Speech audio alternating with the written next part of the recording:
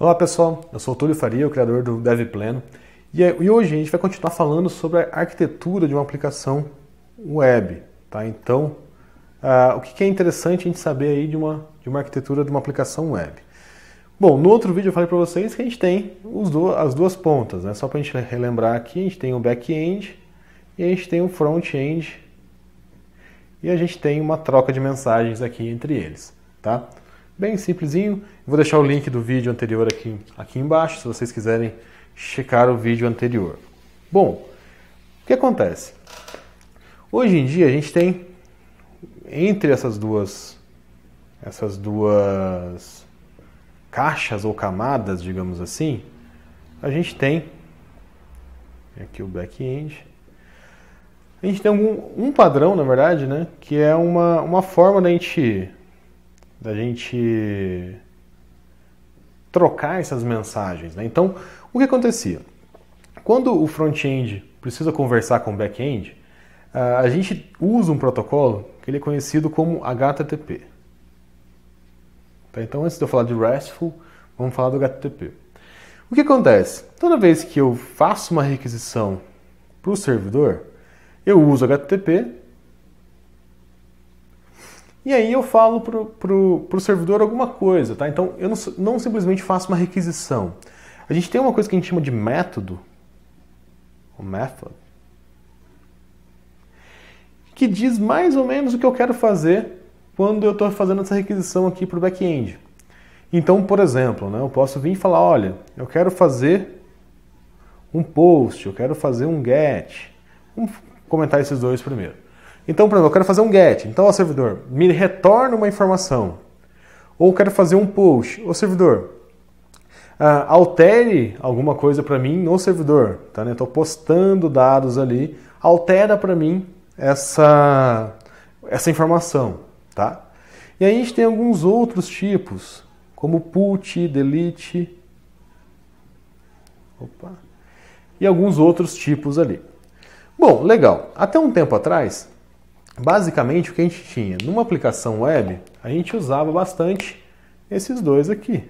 Né? Então, a gente fazia ou um formulário com post ou um link, alguma coisa nesse sentido normal, fazendo get. Tá? Então, praticamente, que a gente não usava os outros dois ali.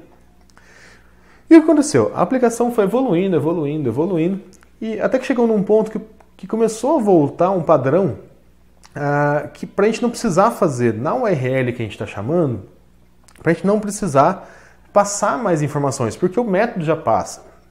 Então, por exemplo, era comum antigamente a gente fazer um script que chamava assim, usuários save. Esse save, ou salvar, né? Ele acaba não precisando ser assim, porque o post já era feito para isso, né? Então no método eu não precisaria mandar o post mais um save, né? Então não precisa fazer o método ser um post mais um save na URL, né? Eu não preciso disso. Por quê? Porque eu estou sendo redundante, né? Então, e aí que o pessoal começou a adotar como padrão? A gente começou a adotar um padrão que chama RESTful, né? Então, o que é o RESTful? A gente usar esses métodos aqui de uma forma que ele já indique que tipo de operação que eu quero fazer no servidor. Então, por exemplo, se eu fizer, por exemplo, aqui, um post, tá? Então, se eu enviar dados para cá e enviar dados em users, só em users, o que o back-end vai entender? Olha, o front-end quer, entre parênteses aqui, criar um usuário novo. Se eu fizer um get users, eu quero todos os users. Se eu fizer, por exemplo, um get users Túlio, ele quer retornar ou pegar o Túlio. Olha que legal. Se eu fizer um put users Túlio, quando eu faço um put eu envio dados também. Tá? Então eu submeto dados para lá. Quando eu faço um put, eu quero alterar os dados do Túlio.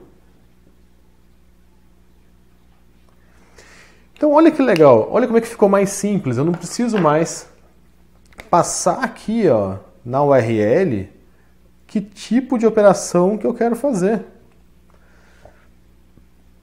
Eu simplesmente já faço no método, né? Então o próprio método já faz isso para mim.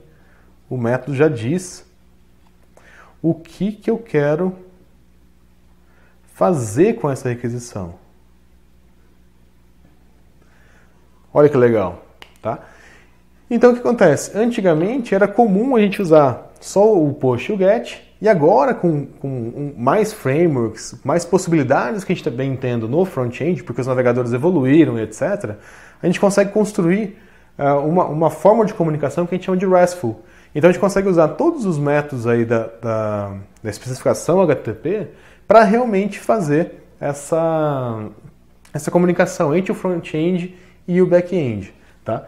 E uma coisa que é legal ressaltar é o seguinte: graças a esse HTTP e algumas padronizações que a gente tem na comunicação, é que a internet hoje é o que é hoje, porque sem padronização a gente não teria comunicação, né? Então cada um ia ter sua implementação de browser, cada um ia fazer de um jeito, cada um ia ter seu próprio padrão. Então a gente não teria um padrão unificado e não seria possível trocar informações aí entre o back-end e o front-end, ou entre dispositivos, né, de maneira geral, tá bom? Bom, pessoal, é isso. Espero que tenha ficado claro para vocês aqui a diferença e o porquê que a gente transmite aí as informações dessa forma. Então no vídeo passado a gente viu essas duas caixinhas. No próximo vídeo a gente vai falar um pouquinho sobre os formatos que os dados trafegam, tá? Então, além da operação que eu quero fazer, qual o formato que eu mando de dados tanto para o back-end quanto do back-end para o front-end, tá bom? Se vocês tiverem alguma dúvida, basta entrar em contato comigo ou comentar no vídeo. Se inscreve no canal nosso para ficar por dentro, tá? Então a gente vai comentar mais de tecnologias também, tá? Além dessa parte mais alto nível aí. E curta a gente lá no Facebook, que tá bastante bacana também, tá bom? Eu vejo vocês no próximo vídeo. Até lá!